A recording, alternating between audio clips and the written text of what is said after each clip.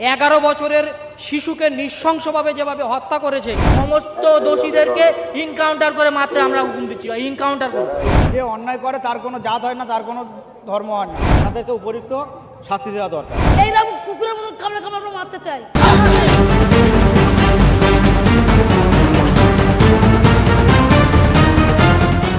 বাচ্চাটির বয়স মাত্র 11, এখনও ঠিকভাবে দুনিয়া দেখেনি সে, অথচ তার অজান্তেই তার সঙ্গে যে নির্মম যে পাশবিক ঘটনা ঘটে গেল তাতে উত্তাল হয়েছে গোটা রাজ্য।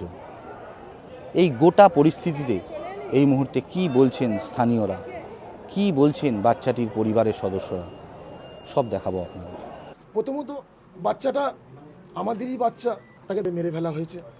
তার যে শারীরিক চিহ্নগুলো আমরা দেখেছি, আমরা পরিবারের লোক হিসেবে যেগুলো দেখেছি, তার থেকে আমরা ধারণা পরিষ্কার ধারণা হয়ে গেছে আমাদের। ঠিক আছে, আমরা চাই এর ন্যায্য বিচার হোক। যেটা মুখ্যমন্ত্রী নিজে আমাদের আশ্বাস করেছেন যে ন্যায্য বিচার দেব। প্রথম দিকে পুলিশ হয়তো কিছুটা নিজেদের নেগলিজেন্সি ব্যবহার করেছে, কিন্তু পরবর্তী পর্যায়ে পুলিশ আমাদের পূর্ণ সাপোর্ট দিয়েছে। এমনকি আইজি সাহেব নিজে আমাদের এখানে এসেছিলেন, তিনি এসে আমাদের সঙ্গে কথা বলেছেন, এবং মুখ্যমন্ত্রী নিজে আমাদের সঙ্গে ফোনে কথা বলেছেন, আমার ভাইয়ের সঙ্গে কথা বলেছেন, এবং মুখ্যমন্ত্রী নিজে তারপরে কথা বলার পরে আবার আরও না হলে 10 থেকে 15 বার কথা বলেছেন। বিভিন্ন দলের নেতা নেত্রীরা তারা আমাদের সঙ্গে কেউ ফোনে কথা বলেছে, কেউ এখানে এসছে, এভাবে তারা আমাদের সঙ্গে যোগাযোগ রেখেছে। ফলে আমরা এই ব্যাপারটা দলমত নির্বিশেষে এবং ধর্মের কোনো না দিয়ে, কারণ আমরা সূর্যপুর সবসময় একটা শান্তিপ্রিয় জায়গা, এখানে হিন্দু মুসলিম সবাই একসঙ্গে বাস করি। এবং কালকে যারা খোঁজাখুঁজি করেছে, সারা রাত যারা জেগেছে, না হলে 100 লোক ছেলে ছিল, তার মধ্যে একটা বড় অঙ্কের সংখ্যা ছিল কিন্তু হিন্দু সম্প্রদায়ের সংখ্যা, আমাদের হিন্দু ভাই বোনেরা। এই জিনিসটা নিয়ে কেউ দেখছি আমরা মিডিয়া, কোনো মিডিয়া লিখছে যে RSS হিন্দু ছেলেরা এগুলো করেছে। আমরা কিন্তু এটা পক্ষপাতিত্ব নয়, আমরা পরিবারের পক্ষ থেকে পক্ষপাতিত্ব নয়। বাইরে থেকে কোথায় কার কেউ বক্তব্য রাখছে আমরা শুনছি না, কিন্তু আমরা ঘরের মধ্যে থেকেই আমরা পরিবারের লোক হিসেবে বক্তব্য রাখছি।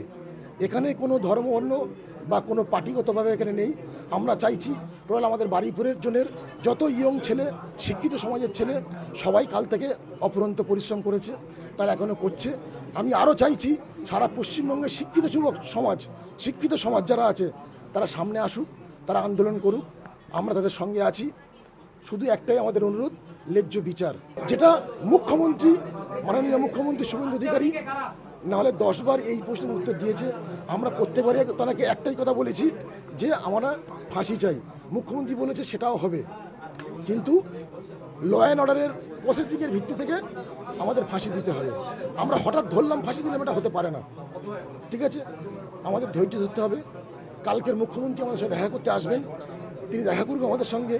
নিশ্চয়ই তিনি তার সুচিন্তিত বক্তব্য আমাদের কাছে রাখবেন, এবং কাল থেকে সমস্ত পুলিশ ফোর্সকে দিয়ে আমাদের যথেষ্ট সাহায্য করছেন। তারা আজও পুলিশ ফোর্স দিয়ে আমাদের সাহায্য করে যাচ্ছে, আশা করি করে যাবে।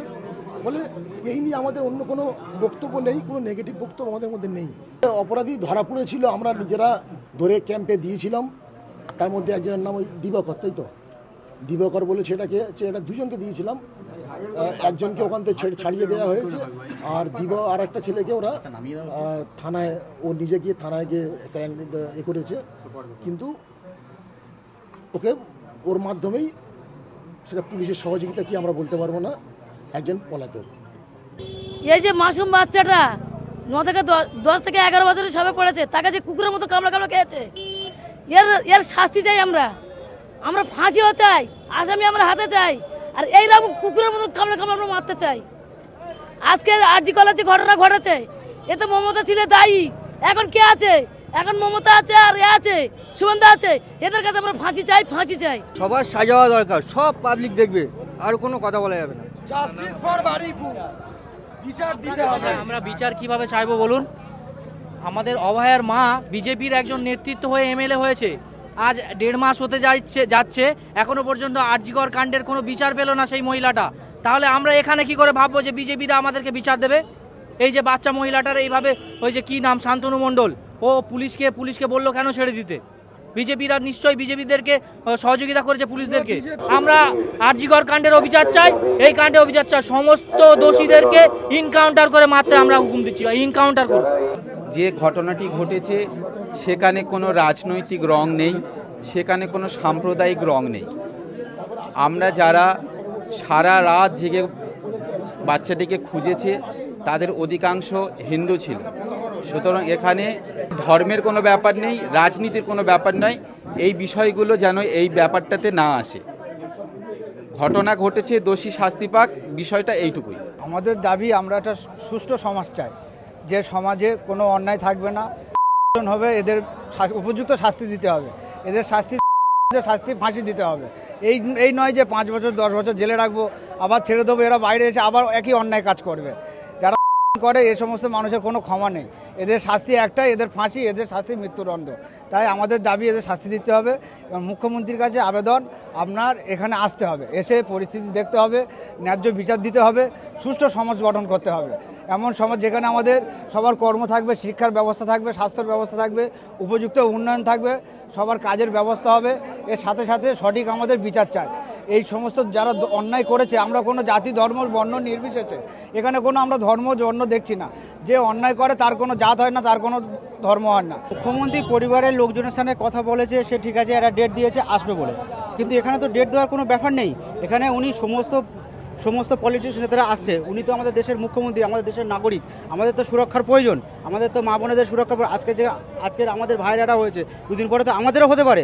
তাই সেই কারণে মুখ্যমন্ত্রীকে এখানে আসা দরকার। এখানে পরিস্থিতিতে ঘটনাটা যেখানে যে ঘটেছে, তাদের বাড়ির লোকের সাথে কথা বলে উপযুক্ত যারা দোষী সাব্যস্ত, যারা প্রমাণিত হবে, তাদেরকে উপযুক্ত শাস্তি দেওয়া দরকার।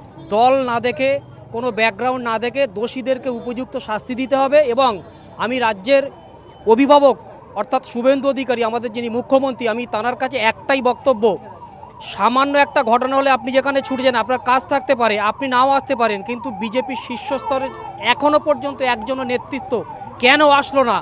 এর পরিপূর্ণ ব্যর্থতা, পরিপূর্ণতায় আপনার। কারণ আপনি যখন ক্ষমতায় এসেছিলেন তখন পরিষ্কার বলেছিলেন মুক্ত রাজ্য চাই, তারপরেও কিন্তু 6টা-7টা ঘটে গেল। এবং বিশেষ করে বারুইপুরের এই সূর্যপুরের বুকে একজন 11 বছরের শিশুকে নৃশংসভাবে যেভাবে হত্যা করেছে, তার পেছনে যে স্থানীয় রাজনৈতিক ব্যক্তিত্বরা ব্যাকগ্রাউন্ড দিয়ে সাপোর্ট করেছে, পুলিশের থেকে ছাড়িয়ে আনলো, তাদেরকে উপযুক্ত শাস্তির ব্যবস্থা করতে হবে। বারুইপুর থানার পুলিশ আধিকারিকদের উদ্দেশ্যে, আপনারা তৃণমূলের সময় যেরকম দলদাসে পরিণত হয়েছিলেন, একই রকমভাবে বিজেপির সময় আরও বেশি দলদাসে পরিণত হয়ে রয়েছেন। প্রাথমিকভাবে প্রথম যখন পরিবার আপনাদের কাছে গিয়েছিল, সেই সময়ে যদি আপনারা আসতেন, তাহলে এই ঘটনা এত দূরে যেত না, পুলিশের গাড়ি ভাঙচুর হতো না, জনতা এত উত্তেজিত হতো না। সুতরাং আপনারা দলদাসে পরিণত না হয়ে সিদ্ধারা সোজা রেখে কাজ করুন, না হলে কিন্তু আগামী দিনে বাংলার জনগণ আপনাদেরকে কোনোদিন ক্ষমা করবে না। সারা রাত সিসিটিভির ফুটেজ দেখে, হাড়হিম করা সিসিটিভির ফুটেজ দেখে অপরাধী চিহ্নিত করেছি। অপরাধী চিহ্নিত করার পরে অপরাধীদের নিয়ে আমরা স্যারেদের হাতে তুলে দিলাম। সেই সব অফিসাররা, বারুইপুর থানার অফিসাররা, তাদেরকে এখান থেকে নিয়ে গিয়ে বারুইপুর থেকে তাদেরকে ছেড়ে দিল। এবং শান্তনুর কথায়, শান্তনু আমাদের এখানে যে বিজেপির নেতা শান্তনু, ওই শান্তনুর কথায় এখান থেকে অপরাধীদের ছেড়ে দিল। আমরা শোনালাম বারুইপুরের যে নির্যাতিতা, তার পরিবার, তারা কি বললেন। তাদের স্পষ্ট দাবি, অবিলম্বে দোষীদের শাস্তি দিতে হবে।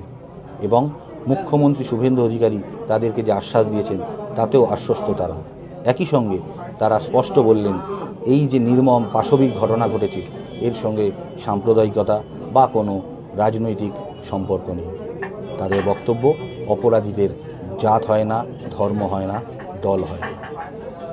সংবাদ প্রতিদিন .in-এর জন্য বারুইপুর থেকে ক্যামেরায় সুমন দাসের সঙ্গে আমি সোমনাথ রায়।